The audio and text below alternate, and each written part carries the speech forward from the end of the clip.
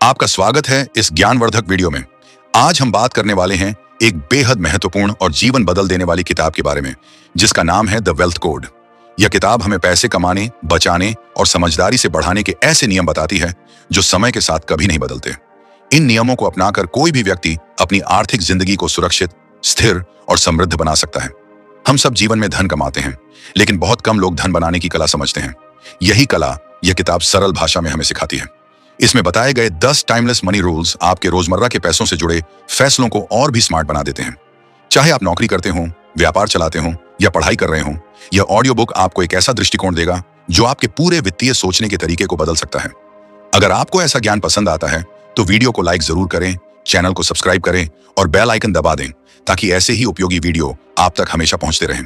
तो चलिए अब शुरू करते हैं द वेल्थ कोड के 10 समय रहित पैसों के नियम। रूल 1, कमाई से कम खर्च करना। कमाई से कम खर्च करना एक साधारण सा नियम लगता है, लेकिन यही वह आधार है जिस पर पूरी आर्थिक सफलता टिकी होती है।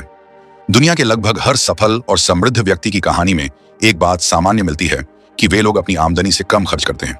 यह सुनने में बहुत सरल लगता है, मगर असल जीवन में लोग इसी नियम को सबसे ज्यादा नजरअंदाज कर देते हैं। जब खर्च कम होता है तभी बचत होती है, और वही बचत समय के साथ बढ़कर वास्तविक धन का निर्माण करती है। यह नियम इतना महत्वपूर्ण है कि अगर इसे कोई ईमानदारी से समझ ले और अपने जीवन में लागू कर दे तो उसकी आर्थिक दिशा पूरी तरह बदल सकती है। हम में से कई लोग ये मानकर चलते हैं कि अधिक पैसा कमाना ही अमीरी की शुरुआत है, लेकिन असलियत इससे अलग है। ज्यादा कमाने से कोई अमीर नहीं बनता, बल्कि कमाए हुए पैसे को कैसे संभाला जाता है, यही असली धन का रहस्य है। बहुत से लोग अच्छी आय होने के बाद भी आर्थिक तनाव में रहते हैं, क्योंकि जितनी कमाई होती है उससे ज्यादा खर्च करने की आदत बनी रहती है। वेतन बढ़ते ही जीवन शैली भी बढ़ जाती है और पैसा हमेशा कम महसूस होता है। दूसरी तरफ कुछ लोग बहुत साधारण आय के बावजूद आर्थिक रूप से स्थिर होते हैं, क्योंकि वे अपने खर्चों को नियंत्रण में रखते हैं। कमाई से कम खर्च करने का अर्थ यह नहीं है कि खुद को तकलीफ दी जाए या जीवन का आनंद छोड़ दिया जाए। इसका अर्थ केवल इतनी समझ विकसित करना है कि कौन सा खर्च जरूरी है और कौन सा व्यर्थ। फिजूल खर्ची धीरे धीरे आदमी की आर्थिक नींव को कमजोर कर देती है और जरूरी समय पर धन की कमी पैदा कर देती है। समझदारी यह है कि पहले आवश्यक जरूरतों को महत्व दिया जाए और फिर सुविधाओं और इच्छाओं पर खर्च किया जाए। यह नियम सिर्फ गणित नहीं है, बल्कि मानसिकता की बात भी है। मनुष्य का मन हमेशा ज्यादा पाने की इच्छा करता है, और विज्ञापन इस इच्छा को और बढ़ा देते हैं। हमें लगता है कि नया फोन, नई बाइक, नए कपड़े या नई लाइफस्टाइल हमें खुश कर देंगे, लेकिन सच यह है कि इन चीजों की खुशी बहुत थोड़े समय के लिए रहती है, जबकि इनके कारण बनने वाली परेशानी लंबे समय तक चलती है। एक महंगी चीज के साथ सिर्फ उसका मूल्य नहीं आता, बल्कि उसके रखरखाव का खर्च, उसके प्रति मोह और उसके लिए किए गए कर्ज का बोझ भी आ जाता है। अब एक वास्तविक उदाहरण समझते हैं जो इस नियम को और स्पष्ट कर देगा। यह कहानी है एक साधारण कर्मचारी की, जिसका नाम हम रवि मान लेते हैं। रवि एक प्राइवेट कंपनी में काम करता था और उसकी मासिक आय 20,000 रुपए थी। वह अपनी छोटी सी आय में भी शांत और सुरक्षित जीवन जी रहा था, क्योंकि वह हमेशा अपनी कमाई का एक हिस्सा बचा लेता था। उसकी एक आदत थी कि वह महीने की शुरुआत में ही अपने खर्चों का अनुमान लगाकर बजट बना लेता था। जरूरी खर्चों को प्राथमिकता देता था और बाकी छोटे मोटे खर्चों को सीमित रखता था। वह कहीं भी अनावश्यक खर्च होने पर तुरंत उसे रोक देता था। कुछ साल बाद उसकी कंपनी ने उसे प्रमोशन देकर 30,000 रुपये की आय पर पहुंचा दिया, लेकिन रवि ने अपनी जीवन शैली को बढ़ाने के बजाय अपनी बचत को बढ़ा दिया। उसके खर्च पहले जितने थे लगभग उतने ही रहे। बचत में अतिरिक्त 10,000 रुपये हर महीने जुड़ने लगे। रवि ने इस पैसे को बैंक में पड़े रहने नहीं दिया, बल्कि छोटी छोटी रकम को म्यूचुअल फंड में डालना शुरू कर दिया। लगातार निवेश और स्थिर आदतों ने मिलकर उसकी आर्थिक स्थिति को बहुत मजबूत कर दिया। दूसरी तरफ रवि का एक दोस्त था जिसका नाम अमित था। उसकी आय रवि से अधिक थी और प्रमोशन के बाद वह 40,000 रुपये कमाने लगा। लेकिन आय बढ़ने के साथ ही उसने मोटरसाइकिल बदल दी, महंगे कपड़े खरीद लिए और हर वीकेंड बाहर खाना शुरू कर दिया। शुरुआत में लगा कि वह जीवन का आनंद ले रहा है, लेकिन उसका बैंक बैलेंस हमेशा खाली रहता था। इतने खर्चों को पूरा करने के लिए उसने क्रेडिट कार्ड का उपयोग करना शुरू कर दिया। देखते ही देखते वह कर्ज के बोझ में दबने लगा। दोनों दोस्तों की आय में तो फर्क था, लेकिन परिणाम पूरी तरह उल्टा निकला। कम कमाने वाला व्यक्ति आर्थिक रूप से ज्यादा सुरक्षित हो गया और ज्यादा कमाने वाला व्यक्ति आर्थिक तनाव में फंस गया। इस उदाहरण से यही सीख मिलती है कि धन बनाने का पहला और सबसे शक्तिशाली नियम बचत है, और बचत तभी होती है जब खर्च कम किए जाते हैं। चाहे कमाई कितनी भी क्यों ना हो, खर्चों को नियंत्रित रखकर ही व्यक्ति आर्थिक रूप से स्थिर हो सकता है। जब खर्च कम होते हैं तो हर महीने एक राशि बचती है, और वही राशि समय के साथ निवेश के माध्यम से बड़ा धन बन जाती है। यह नियम आपके जीवन में बहुत बड़े बदलाव ला सकता है। बस इसे अपनाने के लिए एक छोटी सी शुरुआत करनी होगी। अपने खर्चों का हिसाब रखना, अपनी प्राथमिकताओं को समझना और फिजूल खर्ची को रोकना। ये 3 सरल कदम आपको उस आर्थिक स्वतंत्रता की ओर ले जाएंगे जिसकी चाह हर व्यक्ति करता है। आर्थिक स्वतंत्रता सिर्फ आय बढ़ाने से नहीं आती, बल्कि अपने खर्चों को संतुलित रखने से आती है। अगर आप इस नियम को अपनाने का निर्णय ले लेते हैं तो आने वाला समय निश्चित ही बेहतर होगा। आप तनाव मुक्त जीवन जी पाएंगे, आपके पास इमरजेंसी के समय पैसे उपलब्ध होंगे और आप भविष्य के लक्ष्यों को सहजता से पूरा कर सकेंगे। यही कारण है कि यह नियम द वेल्थ कोड में सबसे पहले रखा गया है, क्योंकि यह वह आधार है जिस पर बाकी सभी नियम टिके होते हैं। रूल 2, पहले खुद के लिए बचत करना। पहले खुद के लिए बचत करना एक ऐसी आदत है जो किसी भी व्यक्ति की आर्थिक जिंदगी को पूरी तरह बदल सकती है। हम में से बहुत से लोग महीने भर तक खर्च करते रहते हैं और आखिर में जो थोड़ा बहुत पैसा बच जाता है उसे बचत मान लेते हैं। लेकिन यह तरीका कभी भी वास्तविक धन निर्माण नहीं कर पाता, क्योंकि खर्च कभी खत्म नहीं होते। हर महीने कुछ न कुछ नया सामने आ जाता है और बचत होने की संभावना हमेशा कम होती जाती है। यही कारण है कि यह नियम कहता है कि खर्च करने से पहले खुद को भुगतान करें। इसका अर्थ यह है कि जैसे ही आय आपके हाथ में आए, उसी समय उसका एक हिस्सा बचत या निवेश के रूप में अलग रख दें। इस आदत का प्रभाव उतना ही गहरा है जितना किसी पेड़ की जड़ को मजबूत करने का होता है। बचत को प्राथमिकता देना केवल एक वित्तीय निर्णय नहीं, बल्कि एक मानसिक बदलाव भी है। जब कोई व्यक्ति महीने की शुरुआत में ही अपनी आय का एक हिस्सा अलग कर देता है, तो वह यह संदेश खुद को देता है कि उसकी भविष्य की सुरक्षा सबसे महत्वपूर्ण है। इस सोच से वह अनावश्यक खर्चों से बचने लगता है और खर्चों को समझदारी से प्रबंधित करता है। धीरे धीरे यह एक स्वाभाविक आदत बन जाती है और व्यक्ति बिना किसी तनाव के अपनी बचत को लगातार बढ़ाते हुए देखता है। यह आदत क्यों इतनी शक्तिशाली है, यह समझने के लिए एक छोटी सी तुलना मदद करेगी। मान लीजिए कि आपके पास एक बर्तन है जिसमें नीचे एक छोटा सा छेद है। अगर आप उसमें ऊपर से लगातार पानी डालते रहेंगे तो पानी कुछ समय के लिए तो रहेगा, लेकिन धीरे धीरे बाहर निकल जाएगा। खर्च भी उस छेद की तरह है। जब तक आप बचत को शुरुआत में ही अलग नहीं रखेंगे, तब तक आय चाहे जितनी भी हो, आखिरी में लगभग खाली ही महसूस होगी। अब एक वास्तविक उदाहरण समझते हैं जो इस नियम को और गहराई से समझा देगा। यह कहानी है एक महिला की, जिसका नाम मान लेते हैं कि वह सीमा है। सीमा एक स्कूल में अध्यापिका थी और उसकी आय ज्यादा नहीं थी। उसे हमेशा लगता था कि वह बचत करना चाहती है, लेकिन हर महीने आखिर में पैसा कम पड़ जाता था। वह सोचती थी कि खर्च पहले पूरे कर लूं, फिर बचत कर लूंगी। लेकिन महीने की आखिरी तारीख तक आते आते हर बार उसे लगता था कि कुछ भी बचा ही नहीं। एक दिन उसने एक किताब में यह नियम पढ़ा कि खर्च से पहले खुद को भुगतान करो। उसने सोचा कि क्यों ना इसे एक महीने के लिए आजमाया जाए। अगले महीने जब उसकी आय आई, उसने उसी समय एक निश्चित राशि अलग कर दी और उसे अपनी बचत खाते में डाल दिया। पहले उसे लगा कि बाकी खर्चों के लिए कम पैसे बचेंगे और शायद महीने भर मैनेज करना मुश्किल होगा। लेकिन कुछ दिनों बाद उसने पाया कि कम पैसे में भी वह खर्च संभाल लेती है, क्योंकि अनावश्यक खरीदारी अपने आप कम होने लगी। सीमा ने यह प्रयोग एक महीने नहीं बल्कि लगातार 6 महीने तक जारी रखा। नतीजा यह हुआ कि उसकी बचत एक मजबूत आकार लेने लगी और वह खुद पर गर्व करने लगी। उसने यह महसूस किया कि पहले खुद को भुगतान करना किसी बोझ की तरह नहीं, बल्कि एक सुरक्षा कवच की तरह है। इस आदत के कारण उसे अब अचानक आने वाले खर्चों से डर नहीं लगता था। वह पहले से कहीं अधिक शांत और आत्मविश्वासी महसूस करने लगी। इसके विपरीत सीमा की एक सहकर्मी थी, जिसका नाम हम प्रिया रख लेते हैं। प्रिया की आय सीमा से अधिक थी, लेकिन वह हमेशा पैसों की चिंता में रहती थी। वह हर महीने पहले खर्च करती थी और सोचती थी कि जो बच जाएगा वही बचत होगी। लेकिन उसकी आदतें ऐसी बन गई थीं कि आय बढ़ने के साथ साथ खर्च भी बढ़ जाते थे। जब सीमा ने उसे बताया कि वह पहले खुद को भुगतान करती है, तो प्रिया को यह तरीका मुश्किल लगा। लेकिन जब उसने देखा कि सीमा धीरे धीरे आर्थिक रूप से सुरक्षित होती जा रही है, तब उसे महसूस हुआ कि समस्या उसकी आय में नहीं, बल्कि उसके खर्च और सोच में थी। पहले खुद के लिए बचत करने का नियम केवल व्यक्तियों पर नहीं, बल्कि व्यवसायों पर भी लागू होता है।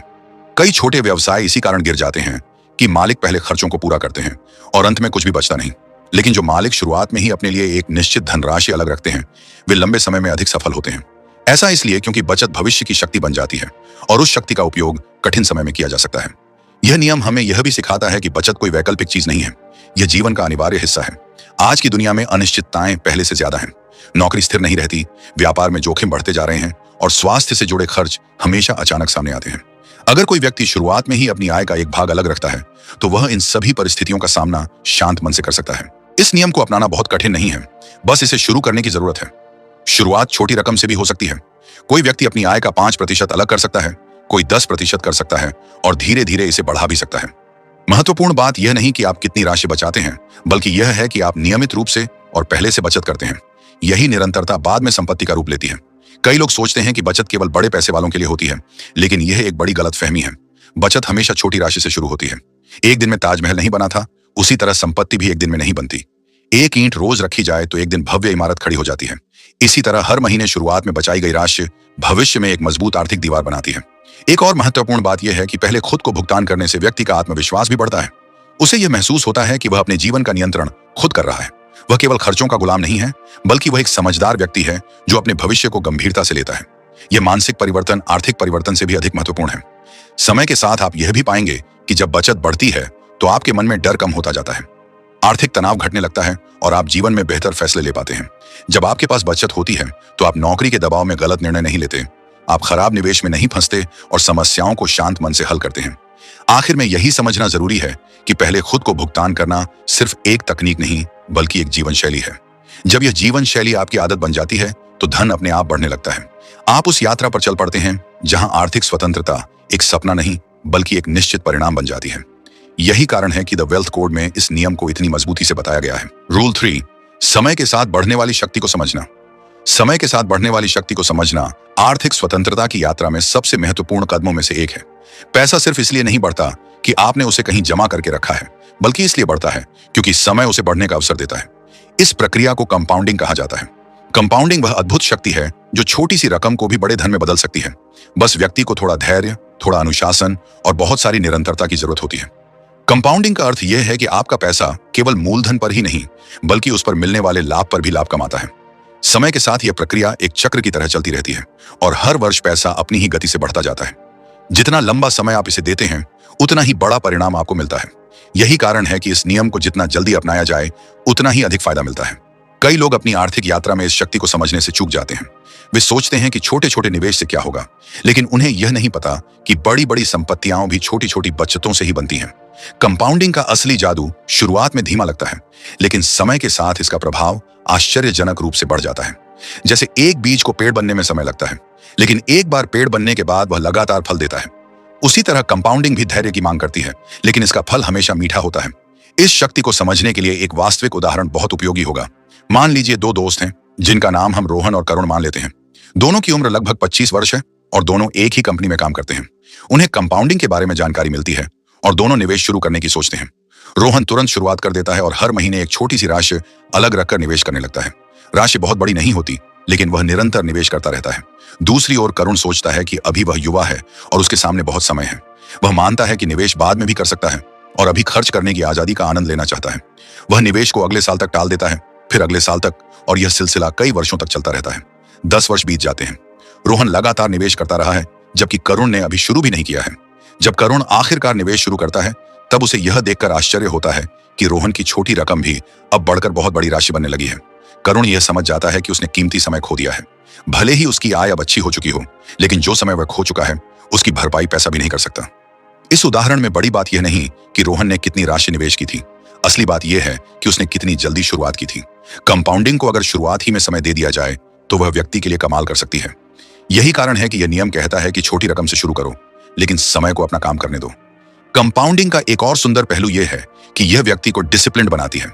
जब कोई व्यक्ति हर महीने छोटी राशि भी निवेश करता है तो वह अपनी आर्थिक आदतों में संतुलन ला आता है। वह फिजूल खर्ची से बचता है और हर निवेश उसे अपने भविष्य की जिम्मेदारी का एहसास कराता है। यह केवल पैसे का खेल नहीं बल्कि मन की स्थिरता का खेल भी है।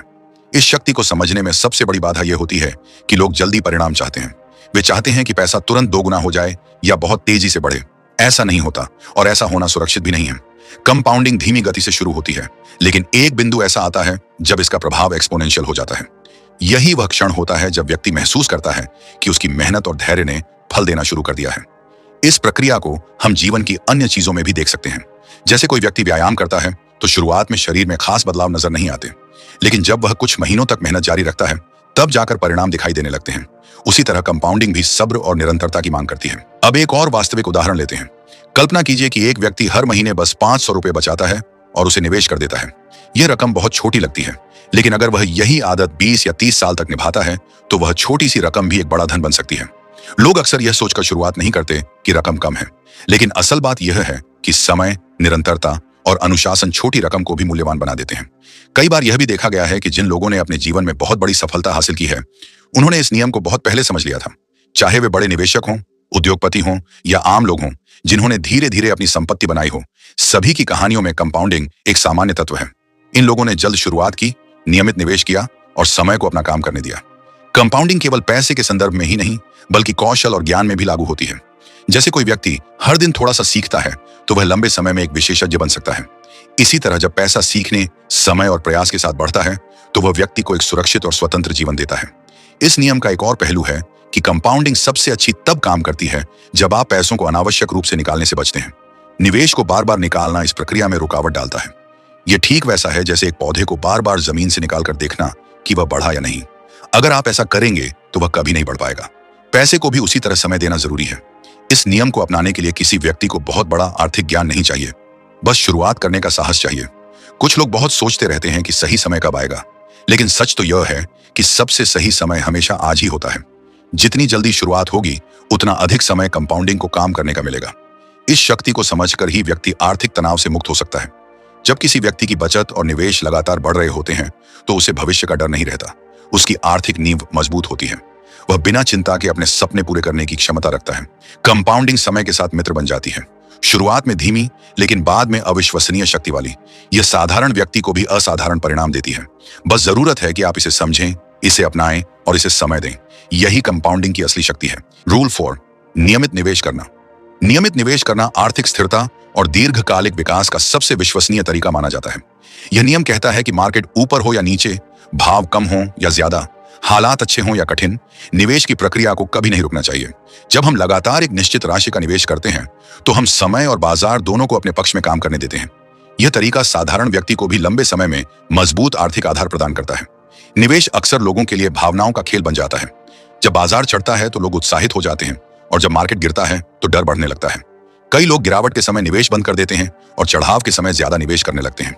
लेकिन इस तरह का दृष्टिकोण लंबे समय में नुकसान पहुंचा सकता है, क्योंकि भावनाएं अक्सर गलत निर्णय करवाती हैं।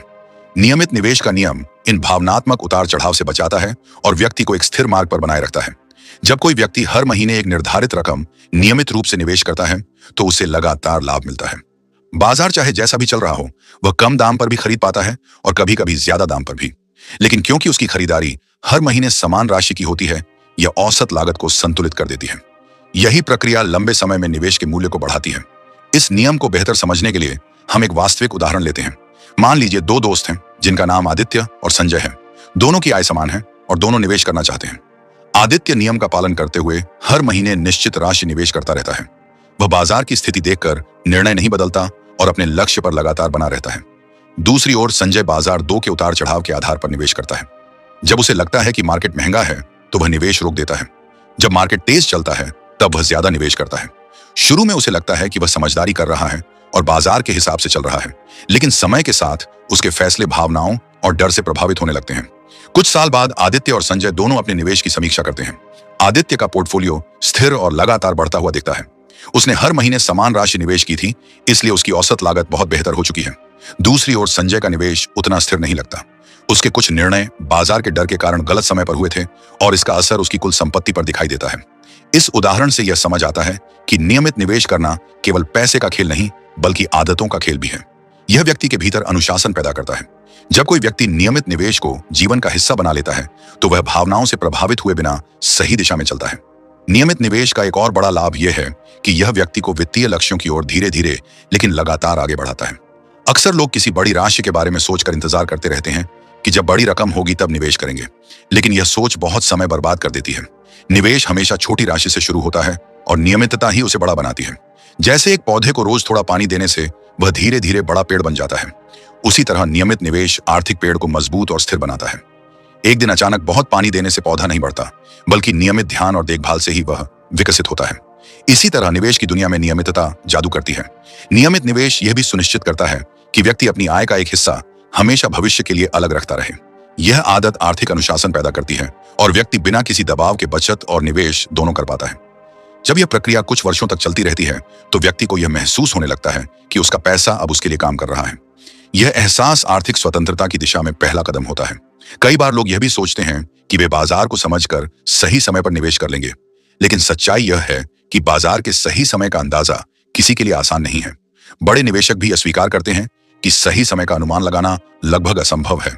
इसलिए नियमित निवेश एक ऐसी रणनीति है जो समय और बाजार दोनों के उतार चढ़ाव को संतुलित कर देती है। नियमित निवेश के लिए जरूरी यह नहीं है कि व्यक्ति बहुत बड़ा विशेषज्ञ बने, बस उसे यह समझना चाहिए कि स्थिरता और अनुशासन सबसे अधिक महत्वपूर्ण है। जब कोई व्यक्ति अपने लक्ष्य के अनुसार निवेश करना शुरू करता है और उसे बिना चूके हर महीने जारी रखता है तो यह रणनीति उसके लिए चमत्कारिक परिणाम ला सकती है। अब एक और उदाहरण पर विचार करें। कल्पना करें कि एक व्यक्ति हर महीने एक छोटी राशि अलग रखकर निवेश करता है। शुरुआत में यह राशि बहुत कम लगती है और उसे यह लगता है कि इससे कोई विशेष फर्क नहीं पड़ेगा, लेकिन जैसे जैसे महीने साल में बदलते हैं और साल दशक में बदल जाते हैं, उसी छोटी राशि का आकार बढ़ने लगता है। यह वृद्धि केवल निवेश के कारण नहीं होती, बल्कि नियमितता के साथ जुड़े कंपाउंडिंग के प्रभाव के कारण होती है। व्यक्ति महसूस करता है कि अनुशासन ने उसके लिए वह काम कर दिया है जो बड़े निर्णय भी नहीं कर पाते। नियमित निवेश व्यक्ति को आर्थिक तनाव से भी दूर रखता है। उसे यह चिंता नहीं रहती कि बाजार आज कैसा चल रहा है या कल कैसा चलेगा, क्योंकि वह जानता है कि उसका निवेश हर परिस्थिति में जारी है और यह समय के साथ अपना परिणाम देगा। यह स्थिरता उसे मन की शांति देती है। कई लोग निवेश इसलिए नहीं शुरू करते क्योंकि उन्हें लगता है कि उन्हें बड़े कदम उठाने होंगे, लेकिन इस नियम का सौंदर्य यह है कि यह छोटे कदमों से ही शुरू होता है। एक छोटा निवेश जो लगातार किया जाए वह बड़े से बड़े लक्ष्य को भी संभव बना देता है। नियमितता ही वह गुण है जो औसत आय वाले व्यक्ति को भी आर्थिक सुरक्षा प्रदान कर सकता है और उसे अपने सपनों तक पहुंचा सकता है। इस नियम को अपनाना कठिन नहीं है, बस शुरुआत करनी है और उसे आदत बनाना है। शुरुआत चाहे छोटी हो या बड़ी, लेकिन अगर वह निरंतर है तो वह भविष्य की स्थिरता और खुशी का आधार बन जाती है। नियमित निवेश का परिणाम हमेशा सकारात्मक होता है, क्योंकि यह अनुशासन, धैर्य और समय तीनों शक्तियों को साथ लेकर चलता है। किसी भी आर्थिक योजना का सबसे मजबूत स्तंभ नियमितता है। यही वह गुण है जो व्यक्ति को भावनाओं से बचाता है, जोखिमों को संतुलित करता है और उसे स्थिर विकास की दिशा में आगे बढ़ाता है। नियमित निवेश करना केवल पैसे बचाने का तरीका नहीं, बल्कि जीवन को सुरक्षित और मजबूत बनाने की प्रक्रिया है। रूल 5, खराब कर्ज से दूरी रखना। खराब कर्ज से दूरी रखना आर्थिक जीवन का एक बहुत ही महत्वपूर्ण नियम है। कर्ज हमेशा बुरा नहीं होता, लेकिन हर कर्ज समान नहीं होता। कुछ कर्ज ऐसे होते हैं जो आपकी आर्थिक प्रगति में मदद करते हैं और कुछ कर्ज ऐसे होते हैं जो अनजाने में आपको बोझ के नीचे दबा देते हैं। खराब कर्ज वह होता है जो आपकी आय को कम करता है, आपको तनाव देता है और आपकी बचत और निवेश करने की क्षमता को कमजोर कर देता है। इसीलिए यह जरूरी है कि हम समझें कि कर्ज को संभालना ही नहीं, बल्कि गलत कर्ज से दूर रहना भी एक आवश्यक आर्थिक कौशल है। हम अक्सर जीवन में कई स्थितियों का सामना करते हैं जहां कर्ज लेना आसान लगता है। आजकल कर्ज पाना पहले से कहीं अधिक आसान हो गया है। फोन में एक क्लिक से पर्सनल लोन मिल सकता है। दुकानों पर बिना सोचे समझे खरीदारी के लिए EMI ऑफर मिल जाते हैं और क्रेडिट कार्ड तो हर तरफ उपलब्ध है। इस सुविधा के कारण लोग अक्सर सोचते हैं कि अभी खरीद लेते हैं, बाद में भुगतान कर देंगे, लेकिन यह सोच धीरे धीरे आर्थिक परेशानी का कारण बन जाती है। खराब कर्ज का सबसे बड़ा उदाहरण है क्रेडिट कार्ड का कर्ज। क्रेडिट कार्ड उपयोग करना गलत नहीं है, लेकिन इसका कर्ज समय पर न चुकाने पर जो ब्याज लगता है वह आपकी आर्थिक स्थिति को बहुत प्रभावित कर सकता है। कई बार लोग छोटी छोटी खरीदारी भी क्रेडिट कार्ड पर कर लेते हैं और सोचना यह होता है कि यह रकम तो बाद में आराम से दे देंगे, लेकिन जब बिल आता है और पूरा भुगतान नहीं कर पाते, तब यह रकम ब्याज के साथ बढ़ने लगती है। यही बढ़ा हुआ कर्ज व्यक्ति को धीरे धीरे मानसिक तनाव और आर्थिक कमजोरी की ओर ले जाता है। अनावश्यक EMI भी खराब कर्ज का एक बड़ा हिस्सा है। बहुत से लोग ऐसी चीजें EMI पर खरीद लेते हैं जिनकी उन्हें वास्तव में जरूरत नहीं होती। जब छोटी छोटी EMI मिलकर कुल रकम बढ़ाती है तो यह मासिक बजट पर भारी पड़ने लगता है। व्यक्ति में यह आदत विकसित होने लगती है कि वह आज की इच्छाओं को पूरा करने के लिए भविष्य की कमाई को गिरवी रख रहा है। धीरे धीरे यह आदत आर्थिक असंतुलन पैदा करती है। अब एक वास्तविक उदाहरण लेते हैं जो खराब कर्ज के प्रभाव को बहुत स्पष्ट रूप से दिखाता है। यह कहानी है एक युवक की जिसका नाम मान लेते हैं कि वह निशांत है। निशांत एक अच्छी कंपनी में नौकरी करता था और उसकी आय भी ठीक थी। उसके कई दोस्त महंगे गैजेट, ब्रांडेड कपड़े और शानदार लाइफस्टाइल अपनाने लगे थे। उन्हें देखकर निशांत को भी लगता था कि उसे भी ऐसा जीवन जीना चाहिए, लेकिन उसकी आय इतनी नहीं थी कि वह सब कुछ एक साथ खरीद सके। एक दिन उसने एक दुकान से मोबाइल फोन लेने का फैसला किया। फोन महंगा था, लेकिन दुकान में EMI का विकल्प था। निशांत ने सोचा कि थोड़ी सी किस्त हर महीने आराम से दे देगा। इसके बाद उसने क्रेडिट कार्ड भी लिया, जिससे उसे लगा कि उसकी जिंदगी आसान हो जाएगी। पहले महीने उसने छोटी मोटी चीजें क्रेडिट कार्ड से खरीदी, फिर कपड़े, फिर इलेक्ट्रॉनिक्स, और देखते ही देखते बिल बढ़ गया। जब बिल आया तो वह पूरा भुगतान नहीं कर पाया और उसने न्यूनतम भुगतान कर दिया। उसे लगा कि इस तरह वह संभाल लेगा, लेकिन अगले महीने बिल और बढ़ा हुआ आया, साथ में ब्याज भी लग गया था। धीरे धीरे यह रकम बढ़ती गई और निशांत पर बोझ बनने लगी। इसी बीच उसने एक और गैजेट EMI पर ले लिया। उसकी मासिक किस्तें बढ़ती गईं और हाथ में हर महीने पैसे कम पड़ने लगे। वह तनाव में रहने लगा क्योंकि ज्यादातर आय कर्ज चुकाने में चली जाती थी। भविष्य के लिए बचत बिल्कुल नहीं हो पाती थी। निवेश करना तो दूर की बात थी, अचानक कोई आपात स्थिति आने पर भी उसके पास कोई सुरक्षा या पैसा नहीं होता था। कुछ महीनों बाद उसे एहसास हुआ कि यह स्थिति उसके गलत फैसलों की वजह से बनी है। उसने देखा कि उसकी आर्थिक परेशानी का कारण उसकी कमाई नहीं थी, बल्कि खराब कर्ज लेने की आदत थी। उसने धीरे धीरे कर्ज चुकाना शुरू किया, EMI बंद की और क्रेडिट कार्ड खर्च को नियंत्रित किया। इस प्रक्रिया में काफी समय लगा, लेकिन उसने जीवन का एक बड़ा सबक सीख लिया। खराब कर्ज व्यक्ति के भविष्य को कमजोर कर देता है। यह उदाहरण यह साफ बताता है कि खराब कर्ज व्यक्ति की मानसिक शांति भी छीन सकता है। पैसा केवल बैंक बैलेंस से नहीं, बल्कि मन की शांति से भी जुड़ा होता है। जब लगातार कर्ज का बोझ सिर पर होता है तो व्यक्ति आत्मविश्वास खोने लगता है और उसके आर्थिक निर्णय भी कमजोर हो जाते हैं। खराब कर्ज से दूरी रखने का अर्थ यह नहीं कि हर कर्ज गलत है। कुछ कर्ज उपयोगी हो सकते हैं, जैसे शिक्षा से जुड़ा कर्ज या घर खरीदने का कर्ज, बशर्ते हुए व्यक्ति की आय और जरूरतों के अनुरूप हों। ऐसे कर्ज लंबे समय में फायदेमंद भी हो सकते हैं। लेकिन खराब कर्ज वह होता है जो केवल वर्तमान की इच्छाओं को पूरा करने के लिए लिया जाता है और भविष्य को कमजोर कर देता है। इस नियम का उद्देश्य यह है कि व्यक्ति अपनी वित्तीय जिम्मेदारियों को समझे और खर्चों पर नियंत्रण रखे। अगर कोई कर्ज लेना ही पड़े तो उसे सोच समझ कर लेना चाहिए। हर कर्ज को यह देखकर ही स्वीकार करना जरूरी है कि क्या यह कर्ज भविष्य में आपको लाभ देगा या आपके ऊपर बोझ बनेगा। जब व्यक्ति खराब कर्ज से दूरी बनाता है तो उसकी आर्थिक जिंदगी में एक विशेष स्वतंत्रता आती है। वह बचत कर सकता है, निवेश कर सकता है और भविष्य की योजनाएं बना सकता है।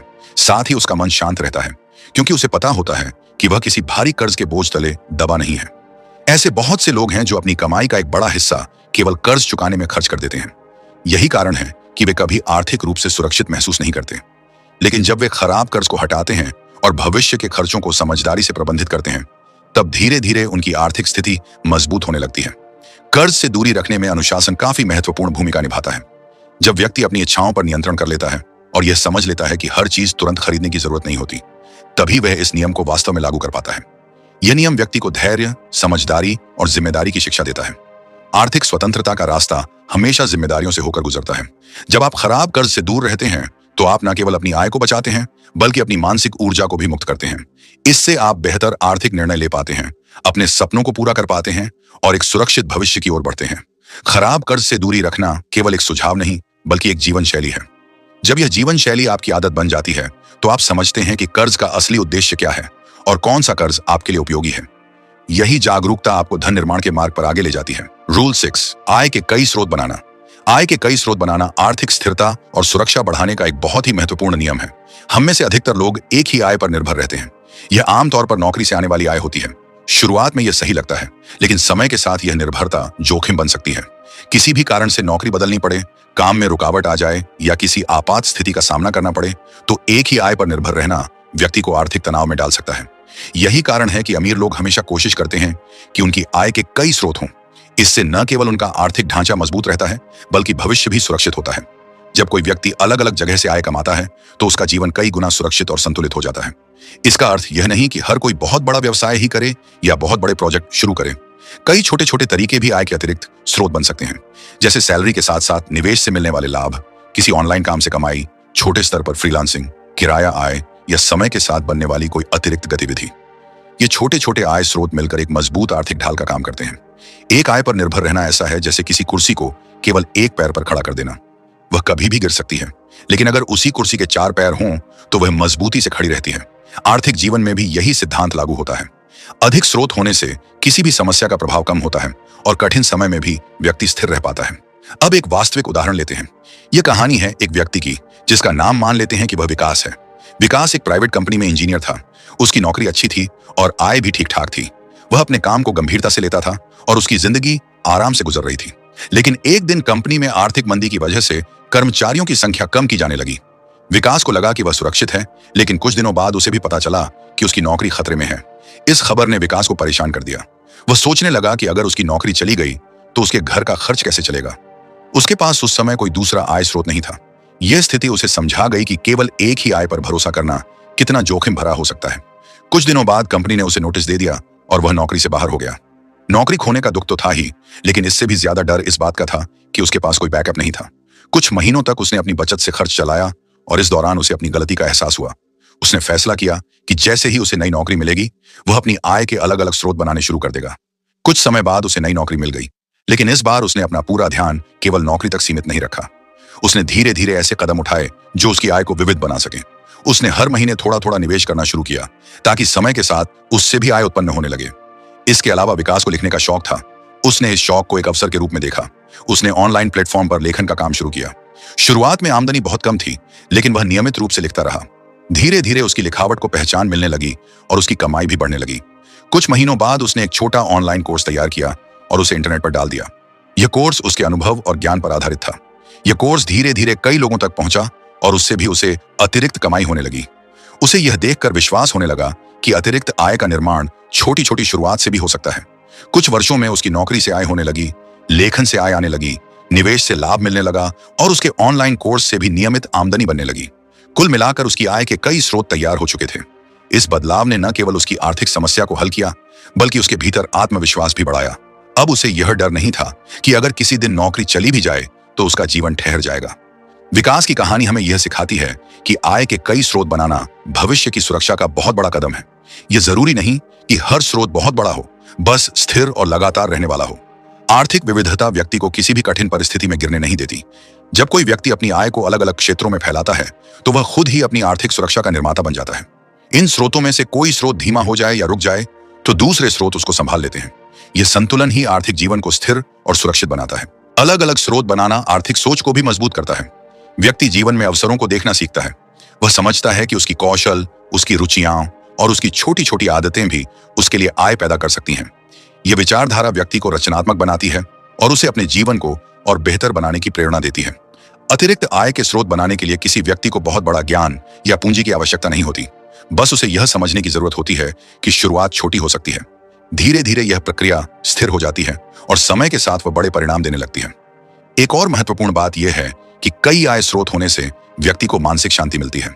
उसे यह विश्वास होता है कि अगर जीवन में कोई अप्रत्याशित परिस्थिति उत्पन्न हो भी जाए तो वह उसका सामना कर सकता है। यह शांति किसी भी धन से अधिक मूल्यवान होती है। बहुत से लोग मानते हैं कि ज्यादा आय कमाने के लिए बहुत ज्यादा मेहनत करनी पड़ती है, लेकिन सच्चाई यह है कि स्मार्ट तरीके से चुने गए छोटे छोटे स्रोत भी बड़ी आर्थिक मजबूती बना सकते हैं।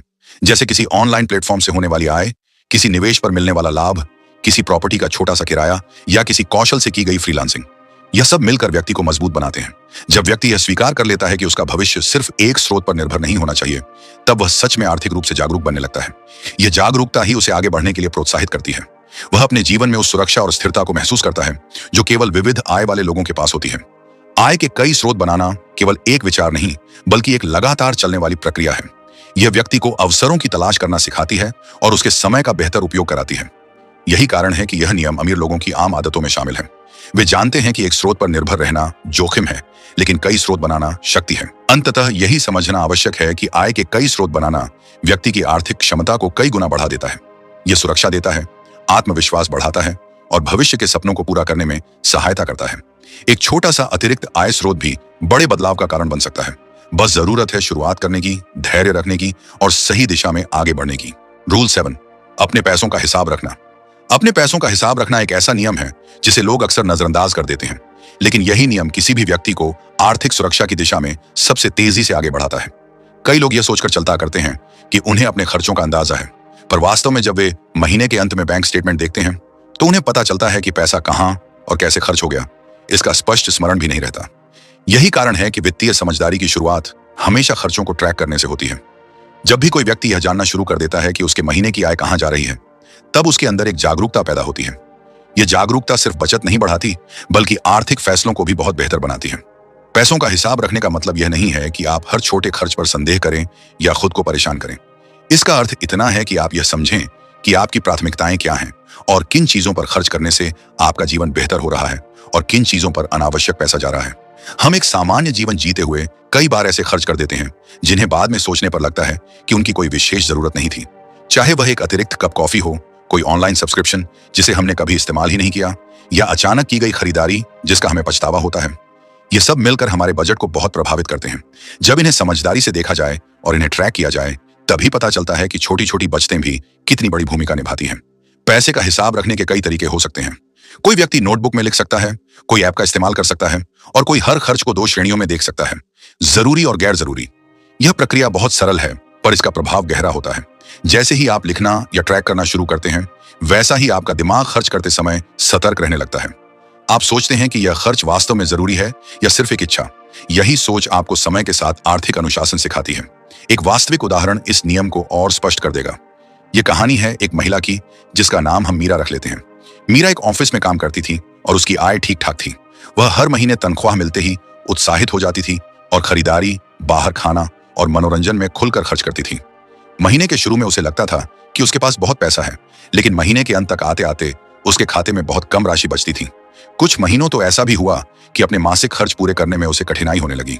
एक दिन मीरा ने सोचा कि आखिर ऐसा क्या हो रहा है कि वह कड़ी मेहनत के बावजूद भी आर्थिक रूप से स्थिर महसूस नहीं कर रही है। तभी उसकी एक दोस्त ने उसे सलाह दी कि वह अपने हर खर्च को लिखना शुरू करे।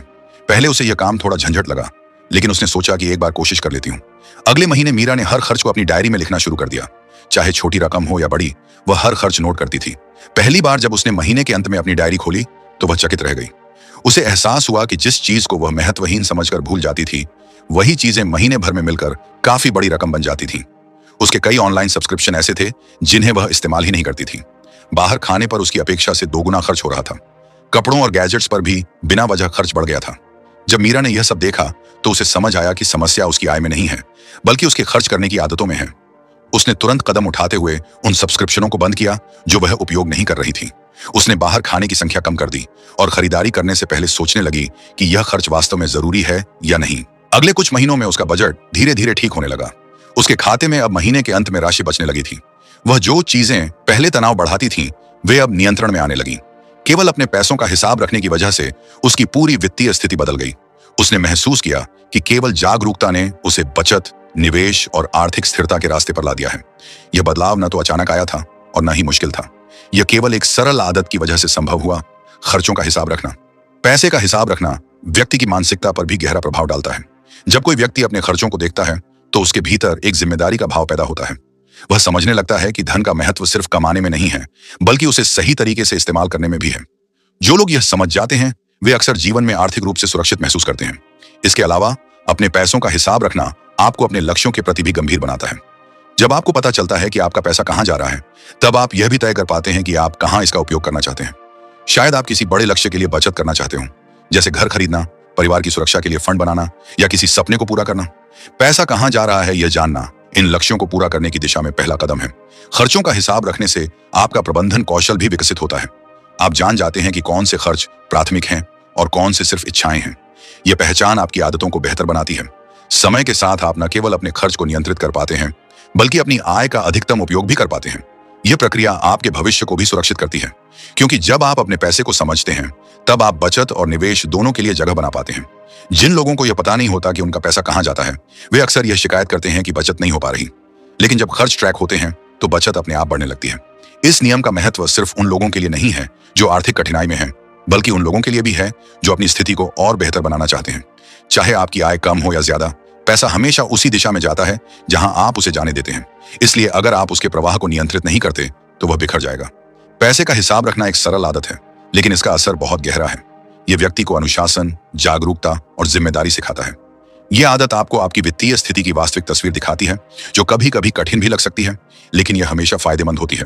आखिर में यही समझना जरूरी है कि आर्थिक सुरक्षा केवल अधिक पैसा कमाने से नहीं आती, बल्कि इस बात से आती है कि आप आपके पास मौजूद पैसे को कितना समझदारी से उपयोग करते हैं। खर्चों का ट्रैक रखना इस प्रक्रिया का मूल आधार है।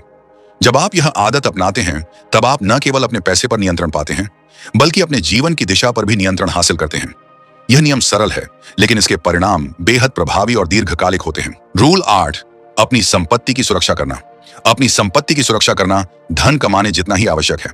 बहुत से लोग जीवन भर मेहनत करके पैसा कमाते हैं, बचत करते हैं और निवेश करते हैं, लेकिन अगर यह सब सही तरह से सुरक्षित न हो तो किसी भी अप्रत्याशित घटना में उनकी सारी मेहनत प्रभावित हो सकती है। इसलिए आर्थिक स्थिरता की यात्रा में सुरक्षा एक मजबूत स्तंभ की तरह होती है। यह नियम हमें समझाता है कि धन सिर्फ बनाने की चीज नहीं है, बल्कि उसकी रक्षा करना भी उतना ही महत्वपूर्ण है। जीवन अनिश्चितताओं से भरा है। हम चाहे कितनी भी अच्छी योजना बना लें, फिर भी कई बार ऐसा होता है कि अचानक कोई आपात स्थिति सामने आ जाती है। नौकरी का चले जाना, स्वास्थ्य से जुड़ी समस्याएं, दुर्घटना, परिवार में किसी आपात स्थिति का आ जाना, ये सब ऐसी परिस्थितियां हैं जो किसी भी समय आ सकती हैं। इन हालात में अगर आपके पास आर्थिक सुरक्षा का कोई इंतजाम ना हो तो जीवन बेहद कठिन हो सकता है। लेकिन अगर आपकी संपत्ति सुरक्षित है, आपके पास इमरजेंसी फंड है, स्वास्थ्य और जीवन बीमा सही है, तो आप कठिन परिस्थितियों में भी स्थिर रह सकते हैं। अपनी संपत्ति की सुरक्षा में पहला कदम है इमरजेंसी फंड बनाना। यह एक ऐसी राशि होती है जो किसी भी अप्रत्याशित परिस्थिति में आपकी मदद करती है। यह फंड आमतौर पर कुछ महीनों के खर्चों को कवर करता है।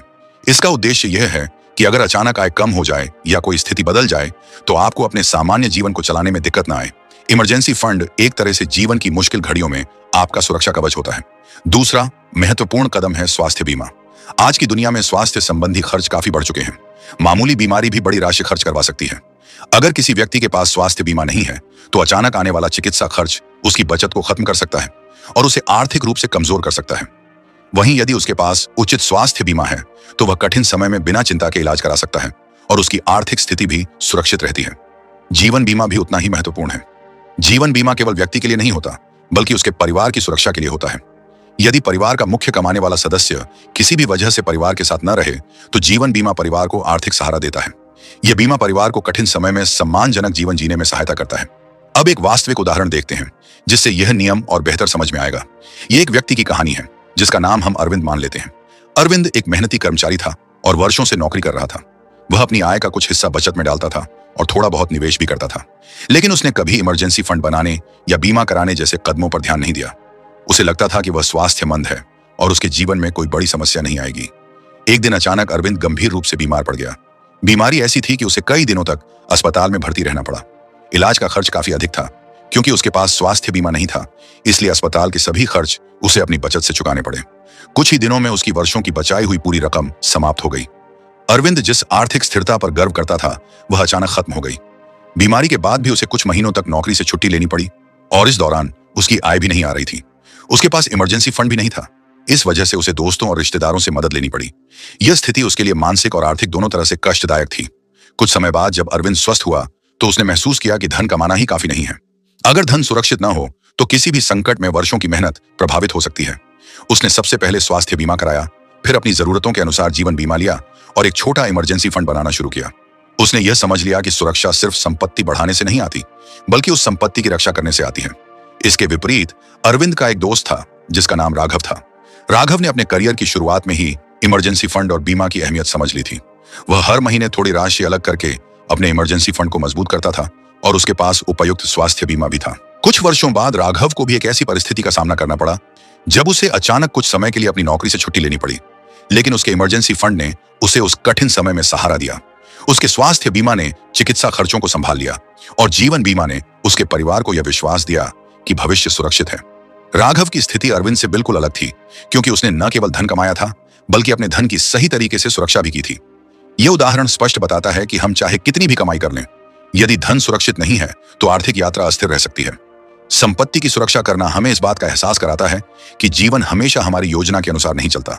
इसलिए पहले से तैयारी करना समझदारी है। यह तैयारी भविष्य की चिंता को कम करती है और व्यक्ति को आत्मविश्वास देती है।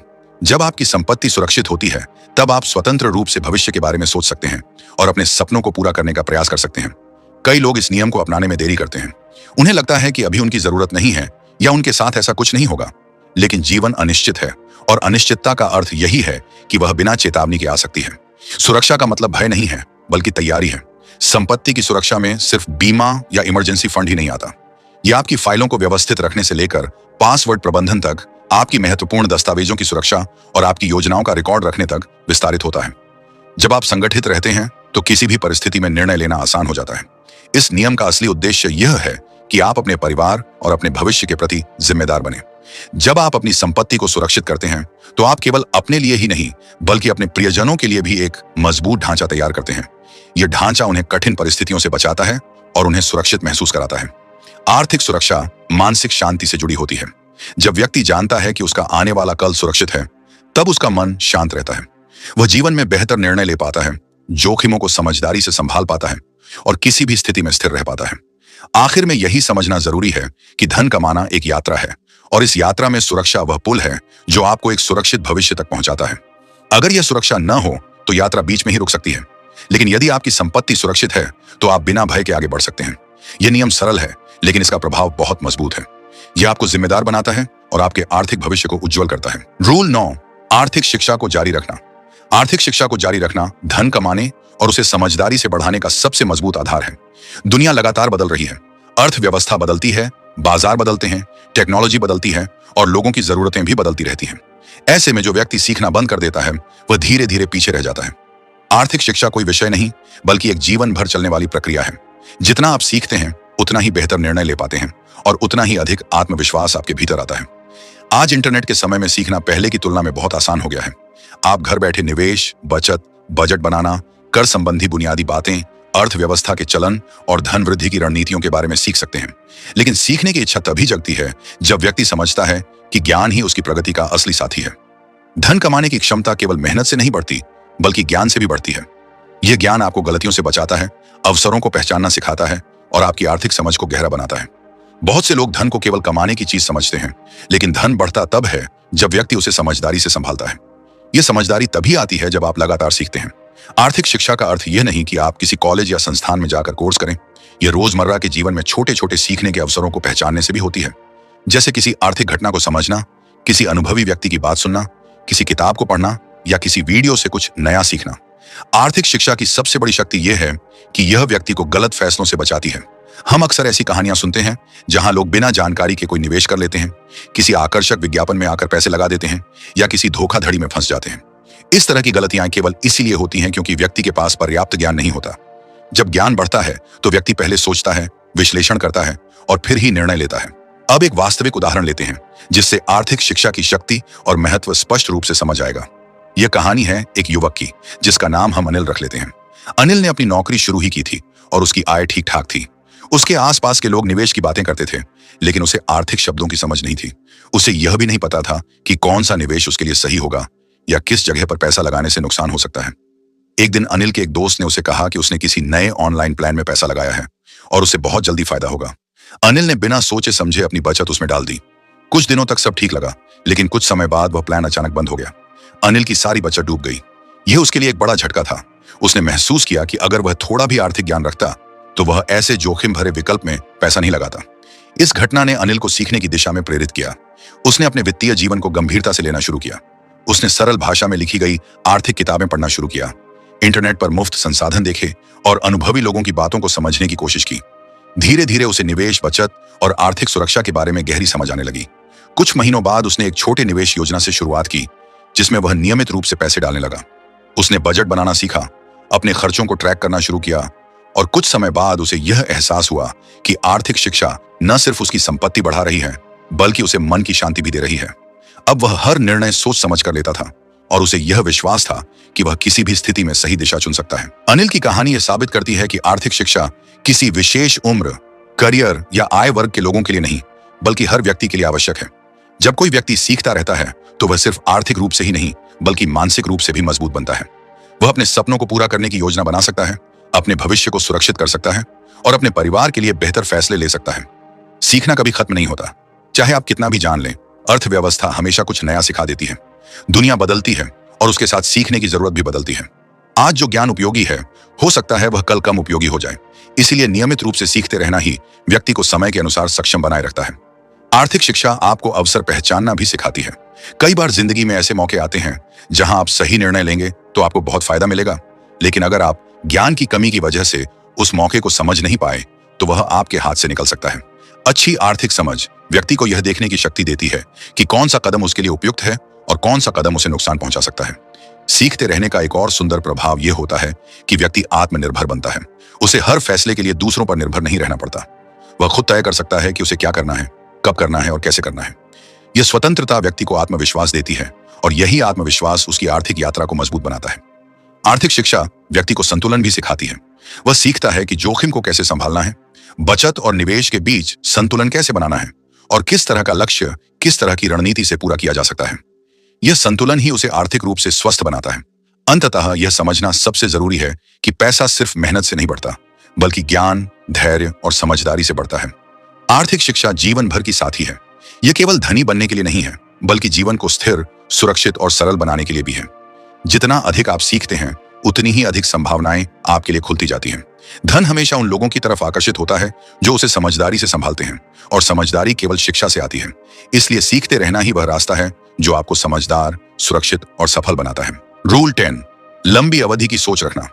लंबी अवधि की सोच रखना आर्थिक सफलता की सबसे बुनियादी और सबसे शक्तिशाली आदतों में से एक है।